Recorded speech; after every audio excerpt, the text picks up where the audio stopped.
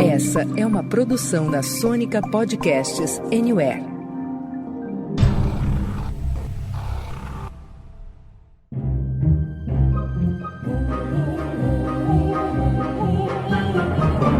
Senta, que lá vem spoiler.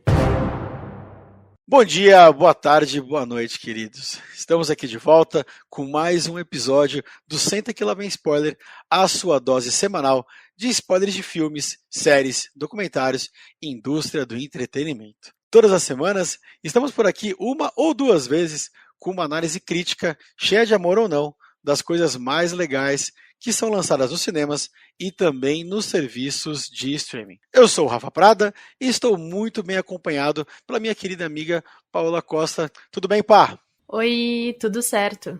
Bora lá. Estou aqui também com meu queridíssimo amigo Renato Sansão. E aí, Sansa? Alô, alô! E nós vamos falar aqui sobre um filme que chegou de mansinho lá na Amazon Prime Video, que a Paola aqui trouxe para todo mundo nos Imperdíveis de Outubro e que virou praticamente um xodó da família Senta que lá vem spoiler.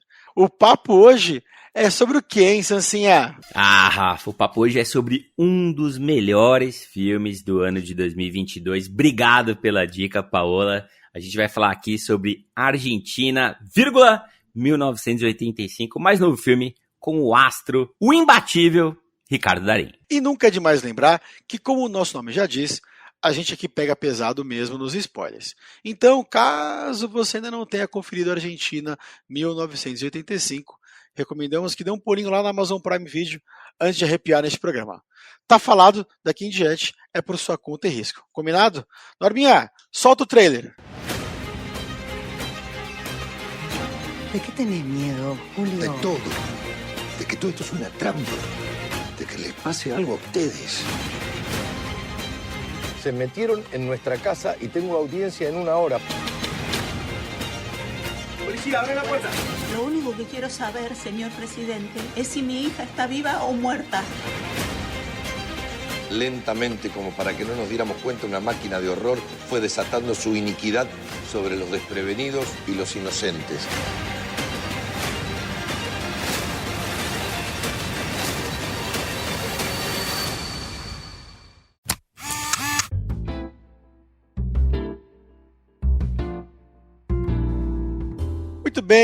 Muito bem. O negócio é mais ou menos assim. Baseado em fatos reais, Argentina 1985 acompanha a história do promotor Júlio Estraceira, seu assistente Luiz Moreno Campo e sua equipe. Junto, eles processam militares da ditadura argentina no que ficou conhecido como o Julgamento das Juntas.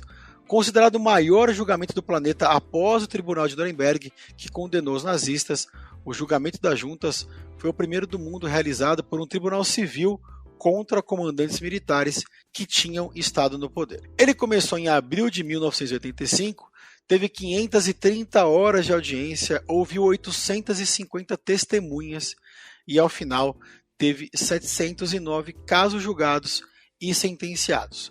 Um final feliz que nem todos os países da América Latina que passaram por ditaduras sangrentas tiveram. E aí já começam os méritos do filme, né, Rafinha? A gente tem, olha só, 530 horas de audiência, 850 testemunhas, 709 casos julgados, né? O filme, que tem pouco mais de 2 horas, são 2 horas e 5, 2 horas e 10, ele acaba apresentando pra gente, cara, 2 ou 3 testemunhas, né? De julgamento mesmo. Tem, eu acho que menos de 1 hora, vai ali uns 35, talvez no máximo 40 minutos, né? E a gente tem a sentença, principalmente quando o protagonista fala com o filho dele, de 6, 7 militares, né? Então ele reduz de forma que fique muito tranquilo pra gente entender o que aconteceu e o que estava rolando ali. Então todo mundo compreende a história como um todo, e quem tiver curiosidade pode pesquisar mais, pode ir no YouTube, enfim, pode pesquisar na internet e se inteirar muito mais. Como o Sansa colocou aqui, quem quiser pesquisar mais é bem interessante, mas como um filme político, muitas pessoas perguntam, né, se vão entender o filme não conhecendo nada sobre talvez a história da Argentina ou o que foi a ditadura. Só que eu acho que o filme ele é bem equilibrado, ele deixa tudo bem explícito, acho que todo mundo consegue entender. Alguns pequenos detalhes são interessantes, né, pesquisar mais, como as mães da Praça de Maio, o que significa o Nunca Mais que ele solta no tribunal. mas o filme todo ele é bem explicado. E outra coisa muito bacana, viu, Rafinha, Paola, pessoal, é que, fugindo um pouco do que a gente vê nas produções aí da Netflix principalmente, não é um filme para exportação, sabe? É um filme de argentino para argentino. Eu acho que tem um valor enorme nisso, e talvez até por isso, quando a gente pega ali as bilheterias, o filme não esteja performando tão bem, né? Apesar dele estar aí disponível na Amazon Prime Video, ele fez pouco mais de 600 mil aí dólares em bilheteria, um valor bastante baixo para um filme tão importante, né? A gente vai falar mais ainda, né, Sansa? Mas é uma fórmula bem conhecida que a gente vê aqui em Argentina, em 1985, mas ela é super bem contada, e a gente vai falar um pouquinho mais pra frente. Os dois grandes nomes do filme estão na direção e no papel principal. Atrás das câmeras nós temos o Santiago Mitre, um cineasta de só 41 anos, que ganhou visibilidade com dramas como O Estudante, Paulina e A Cordilheira. Filmes aclamados pela crítica argentina, mas que tiveram pouquíssima repercussão aqui no Brasil. Já no papel do promotor de justiça Júlio Thrasera, nós temos o aço argentino Ricardo Darín, que com 95 participações em filmes e curtas é praticamente uma unanimidade entre os amantes do cinema.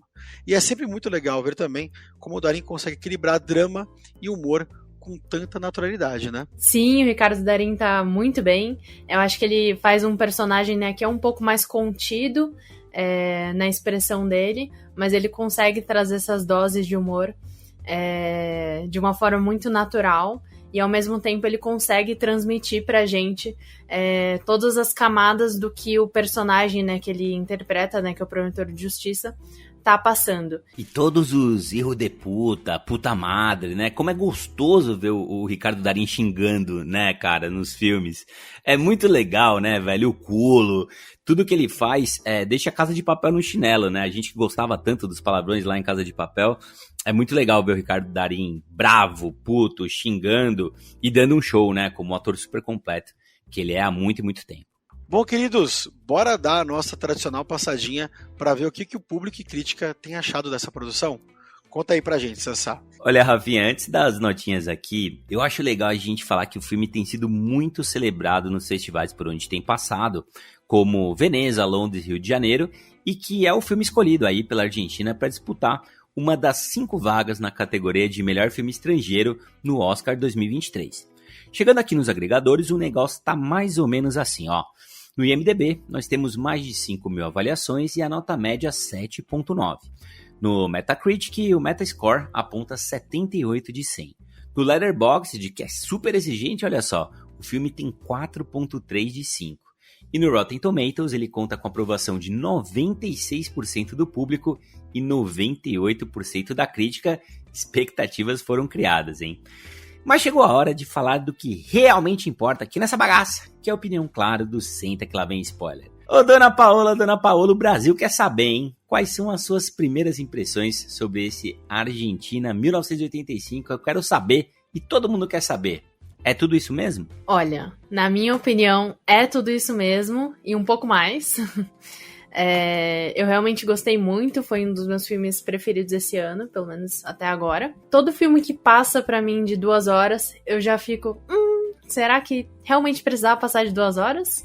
Mas eu não senti esse tempo passar. Eu acho que o filme ele passa muito rápido, ele é muito equilibrado, ele é bem dinâmico, ele é bem explicativo e dá uma carga, né, pra realmente ilustrar contra o que eles estão buscando justiça. Como o Sansa já falou, ele foi um filme feito para os argentinos, né, então ele não tem essa ideia de exportação, mas ele acaba conquistando, né, pelas temáticas que ele traz. O grande destaque para mim, nessas primeiras impressões aqui, é um roteirinho super amarrado para um filme, como a Pá disse, de mais de 2 horas, em lugares, se você pegar para analisar, você tem poucas cenas fora de lugares pequenos, ou é no apartamento da família do Thrasera, ou é no tribunal que apinhado de coisa, né?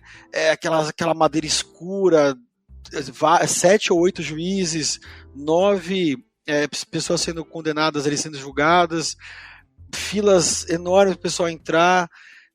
O escritório do Thrasera também, aquele cigarro, ainda assim você vê mobilidade, né, Sansa, né, para dentro das cenas. É muito bacana você não perder o ritmo num filme desse tamanho.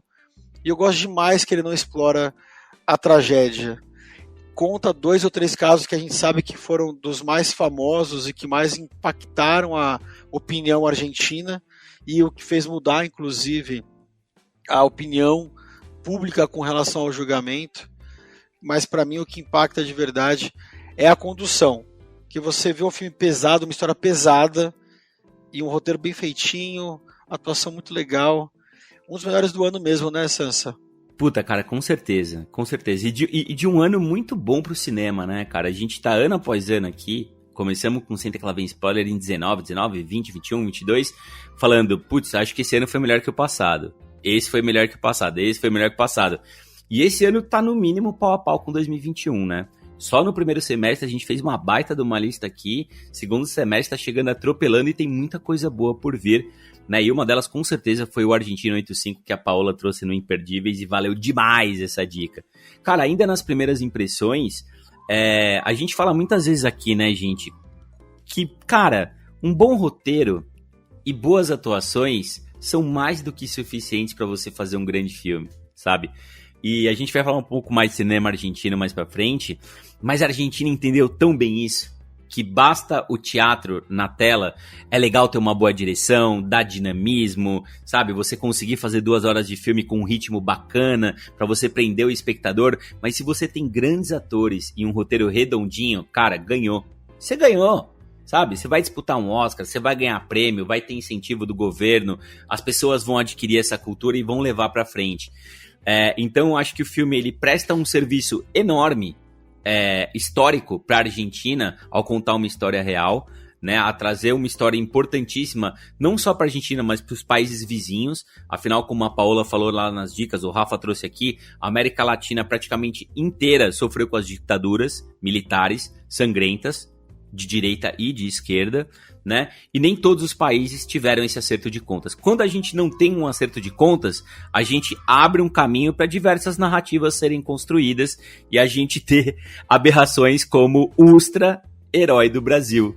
Olha que belezinha. Então, Argentina 1985 não é um filme só para quem é de esquerda, para quem é progressista, para quem apoiou a Comissão da Verdade. É um filme para todo mundo. É um filme para quem quer conhecer mais de história, porque ele é inteirinho baseado em fatos reais. Nem os nomes mudam, nem os nomes. São todos iguais. Os nomes dos militares são os mesmos, do promotor é o mesmo, dos jovens advogados que compõem ali a equipe que vai trabalhar ao lado do Estraceira são os mesmos. Então é muito, muito interessante de ver isso. Esse filme é um prêmio para quem assistir, é um prêmio para quem se interessar mais por história de um vizinho tão judiado como é a Argentina, né? E eu queria fazer um breve parênteses aqui. Eu vejo tanta gente falando mal da Argentina sem conhecer. Ah, o Brasil não pode virar uma Argentina, sabe? A gente não pode acabar igual a Argentina, essa desgraça que virou a Argentina, esse país de comunista. Cara, não é assim, não foi assim que aconteceu. A Argentina culturalmente é um país riquíssimo, eles têm muito conhecimento. E cabe ao Brasil, ao invés de virar as costas, como já virou por tanto tempo, apoiar a Argentina, dar a mão para a Argentina, assim como dar a mão para toda a América do Sul, porque a gente é um continente fantástico. A Argentina 85 também traz um ponto muito interessante, né, que é o papel da juventude dentro desse julgamento. Como a gente conta spoiler mesmo aqui, um dos pontos que são bem interessantes que eles trazem, né, que definido o promotor, né, que é o Júlio Estraceira, ele começa a buscar em pessoas, né, que já passaram por outros julgamentos, pessoas que já têm uma carreira no direito, para apoiar nesse recolhimento de provas. Só que ele não encontra, né, pessoas que estejam dispostas a se arriscar, né, porque é muito perigoso, é muito arriscado, tem pressão por todos os lados, é a primeira vez que isso está acontecendo, e ele não encontra apoio em pessoas, né, que já têm uma carreira consolidada no direito. Então, quem acaba ajudando ele, né, a equipe dele, ela é composta por jovens, basicamente jovens que começam a dar a cara a tapa e, enfim, buscar provas, buscar testemunhos, relatos. E eu acho que é muito interessante para mostrar também esse papel e essa força da juventude.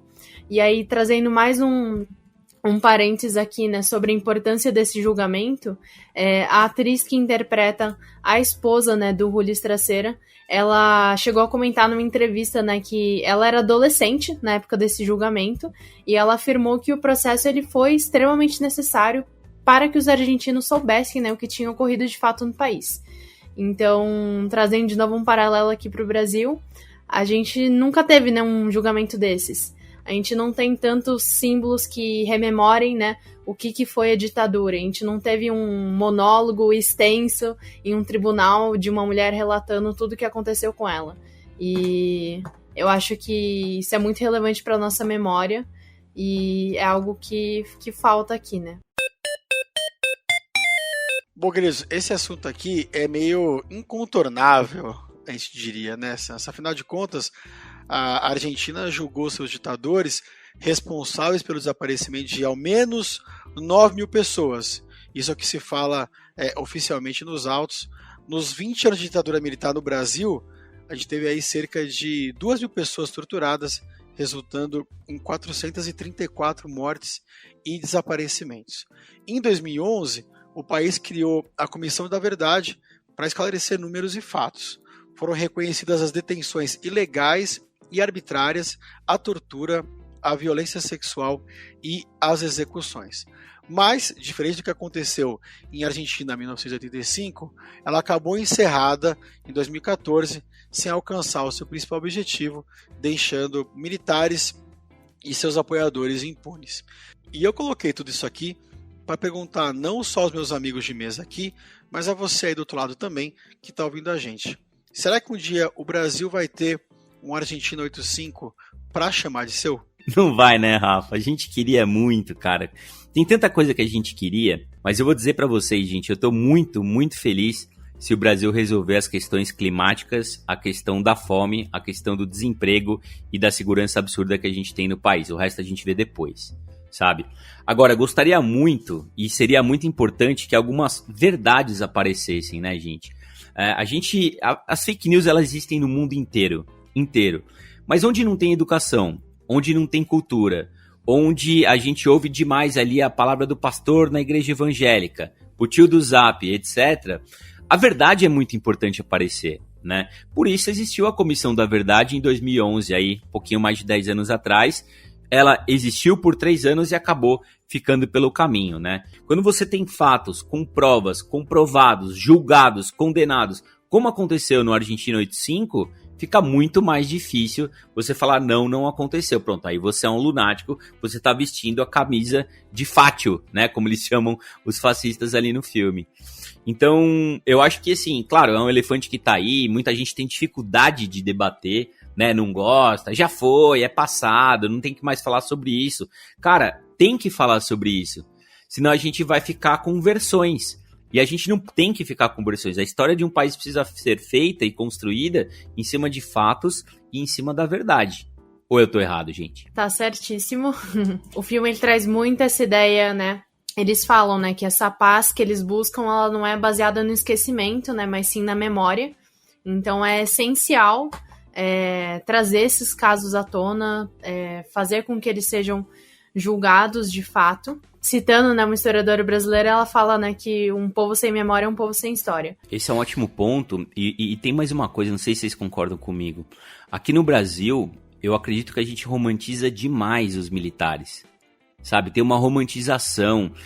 Porque a escola de militar, agulhas negras, e a academia de militar, e a formação militar. Cara, eu não tô falando que não é importante você ter o Ministério da Defesa, que não é importante você ter Forças Armadas. Isso todo país precisa ter, ponto pacífico. Agora, a gente romantiza demais. Essa história, ela é contada de uma forma que não é verdadeira, sabe? A gente passa o pano demais para uma classe que, velho, só o que tem de aposentadoria, o que tem de pensão, o que tem de benefícios e o que tem de volta pra gente como sociedade. É interessante esse ponto, Sansa, da romantização, né? O militarismo, ele é visto de uma maneira, em muitos países, especialmente Estados Unidos, e países europeus que participaram da Primeira e da Segunda Guerra Mundial. Não vou falar aqui dos países asiáticos, porque lá o negócio é muito mais velho, né? Absurdamente velho. Existe essa romantização. Mas lá, apesar de não concordar com nenhuma dessas guerras, ou com a indústria da guerra, ou com a indústria militar, porque a gente não pode esquecer que tudo é dinheiro, nada é pela liberdade, o Brasil nunca justificou esse amor pelos militares. A gente nunca teve uma guerra para chamar de nossa, graças a Deus, seja qual Deus você acredita. Ainda bem. E por mais que a gente não goste dos militares na Inglaterra, nos Estados Unidos, na França, na Alemanha, na Espanha, em Portugal, lá existe uma cultuação à pátria. Aqui é um puta discurso de Araque. Porque aqui você não está defendendo a sua pátria. Aqui as pessoas respeitam uma pessoa. Ou é o seu militar direto, ou é o seu presidente direto. Esse é o ponto. Aqui a gente ainda tem um momento que não vou chamar de redemocratização, porque a gente não passou por uma ditadura, mas é um momento de retomada de voz do povo. Pô, adicionado aqui é uma baita de uma guerra contra a fake news, que é a nossa guerra atual, contra a desinformação. Bom, gente, depois de tirar o elefante branco de coturno da sala, é legal a gente trazer aqui que nos nossos bate-papos aí de boteco, de zap-zap, a gente sempre acaba caindo, né, naquele debate que a Argentina consegue, mesmo com pouco dinheiro, fazer filmes mais redondinhos, mais interessantes, né, mais curiosos e até mais premiados do que os feitos aqui no Brasil, né. E eu queria saber se vocês concordam com isso e por que o cinema brasileiro patina tanto, enquanto países menos desenvolvidos, como Argentina e México, por exemplo, conseguem ter aí uma produção mais sólida. Putz, eu acho que, de novo, tem muito a ver com o incentivo, né, do governo. Nada vai para frente sem o investimento público. É assim com infraestrutura, é assim com a parte social, e é assim com a parte esportiva, e é assim com a parte cultural, né, Sansa? A gente brinca aí, o Sansa, muito, viu, pá, que a Coreia do Sul é uma potência hoje de séries e filmes, porque a Netflix deu vazão, né, Sansa? É um ponto que eu acho que talvez a gente possa até conversar mais um dia. Mas a produção coreana, musical e cinema e de séries, ela é praticamente 100% financiada pelo governo. O governo que bota dinheiro lá no K-pop. O K-pop não é um fenômeno cultural coreano. Nossa, os coreanos dançam e pulam pra caralho. Então, não, também, óbvio. Mas com o dinheiro do governo fica muito mais fácil. É bom pra todo mundo. Para além dos cortes, né, que, enfim, a gente viu mais recentemente, né, em relação à Ancine e tudo mais, falta um entendimento maior das pessoas em relação à cultura, ao cinema, a produções audiovisuais. Eu acho que as pessoas enxergam de uma forma no sentido de que não vale a pena o seu dinheiro ser investido em filmes. Então, o governo, enfim, cortar a verba da Ancine, tá ok, porque é importante cortar a verba da Ancine para investir em educação, em saúde, que são coisas que importam e de fato importam.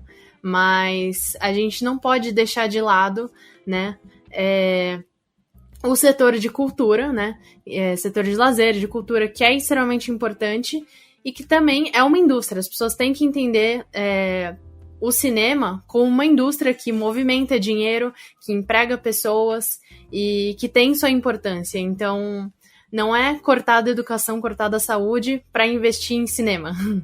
É equilibrar todos esses gastos e entender que isso é um setor que movimenta dinheiro também. A gente começa a entender muitas coisas, né, de como que o nosso país funciona e por que o nosso audiovisual é como é, mas ainda assim eu acredito muito em pessoas que querem fazer cinema e que, enfim, têm trabalhado, né, pra gente chegar em produções extremamente interessantes e relevantes como Bacurau, por exemplo.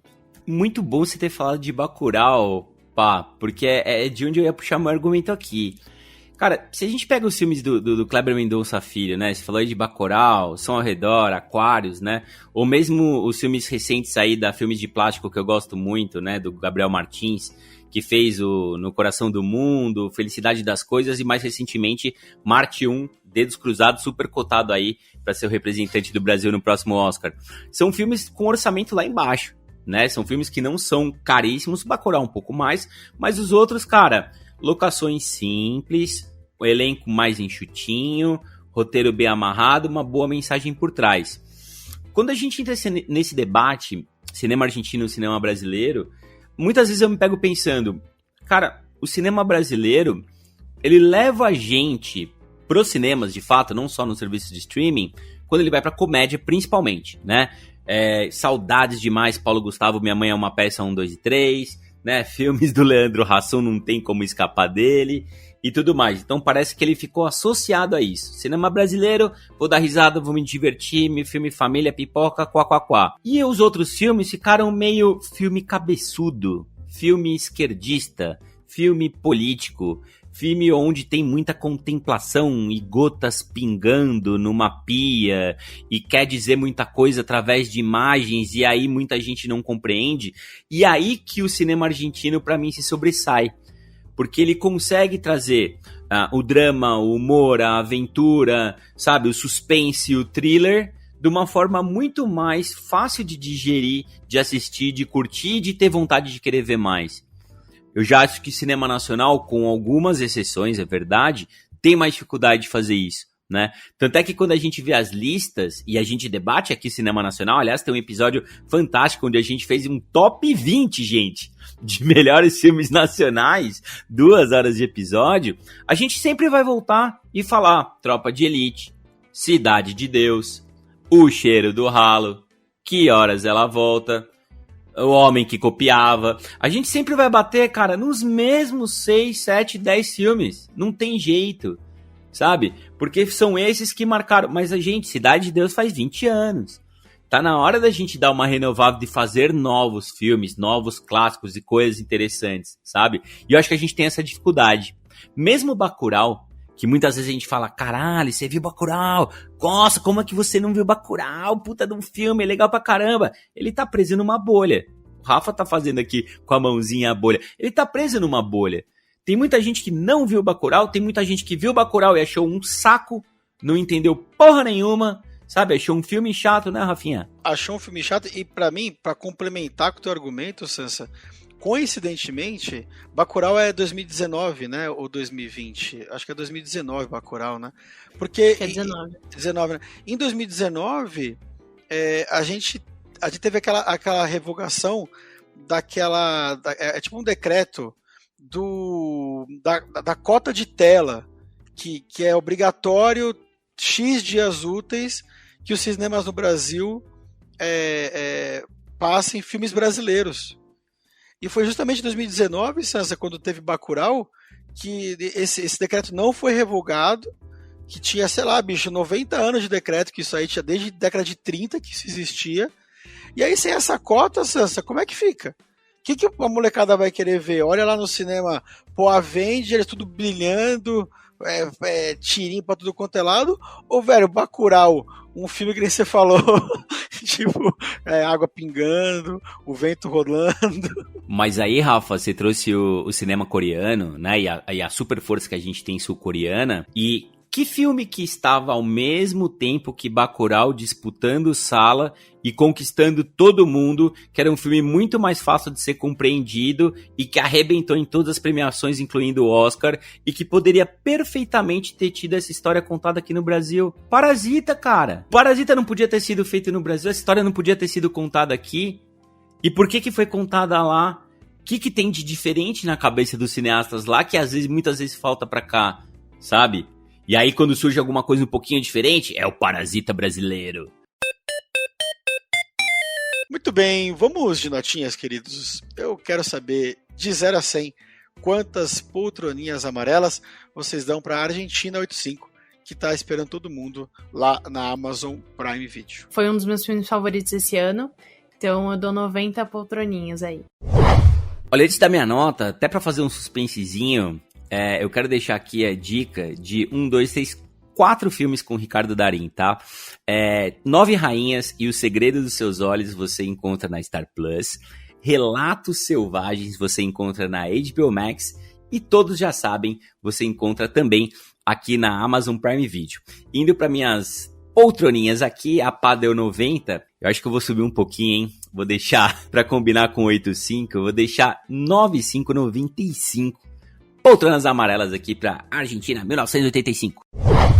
Olha, eu juro que é por acaso. Eu já tinha definido minha nota. E para um filme que é tão elogiado aqui, né, a gente tem que manter a nossa coerência, né, Sansa, né, pá? Então vou dar uma notinha boa também. Vou dar 93 poltronas amarelas para Argentina 85. E com essas notinhas aqui, a gente chegou à excelente média de 93 poltronas amarelas.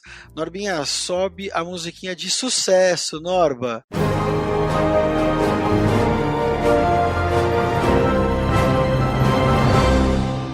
E é isso aí, queridos. Nós vamos ficando por aqui.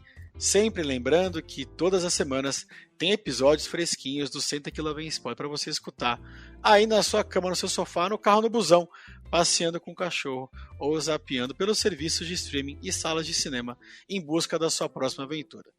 Muito obrigado por ouvir a gente até aqui. Um beijo, até a próxima. Tchau. Primeira vez comentando filme bom aqui. Obrigada, pessoal. Tchau, tchau. Eu senti o shade, hein? Eu senti o shade. Abraço, gente. Tchau, tchau.